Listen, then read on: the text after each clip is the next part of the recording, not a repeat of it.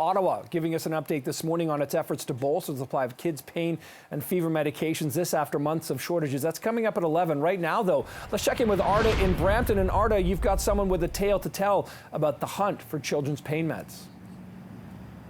Yes, that's right. We actually have Kayla Marie Tracy, CP24's Kayla Marie Tracy, who is currently on maternity leave with her beautiful, almost 10-month-old daughter, Kennedy Ann. Thank you, Tracy, so much for joining us. Kayla, for joining us. Tell us, first of all, why did you go to Buffalo? Good morning, Arda. You know what? I think a lot of parents are in the predicament that we're all in right now, right? Scrambling for pain medication especially for our little ones. And so for me, I'm actually based in Hamilton. And personally, I've been trying, just like a lot of parents, every time I go to Shoppers Drug Mart, I'll take a look at the shelves, they're empty. And so I just thought to myself, I'm just as close to Buffalo, New York as I am from, let's say, Scarborough, Ontario. The distance is pretty much the same. So why not just grab my passport and go the opposite direction and see if they have a supply? So I decided to do that yesterday. What was your experience like when you went to Buffalo?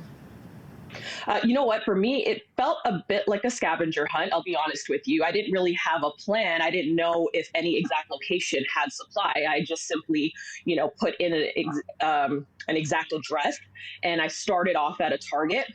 Their shelves were completely empty. Very similar to Ontario, and I was like, oh boy.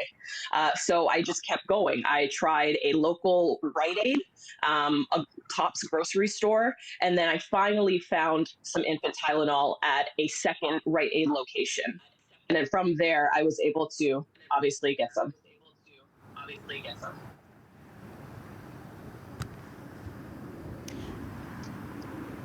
So Kayla, how does it feel to go to the United States as a mother to resort to that situation when you can't find this medicine in your own country?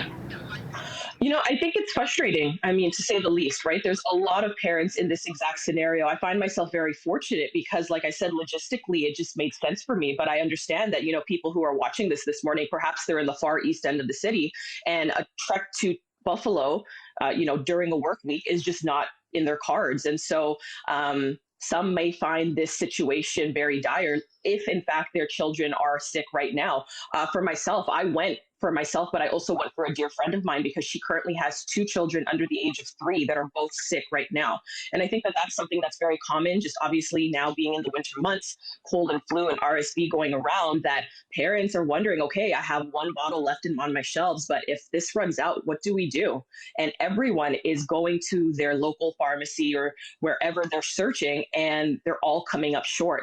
And if you're lucky, then yes, you're finding some, but if not, what do you do? So I think I'm not the only one that had this idea, because obviously the shelves were empty. And when I spoke to the pharmacist at the Target location that I went to, they said that they were on back order and that plenty of Canadians have been making the trek and searching for infant Tylenol. Kayla, thank you so much for being here with us and for sharing your story and for your road trip to Buffalo. Made it just in time before the snowstorm hit. Thank you. We appreciate your time. Thanks, Arda.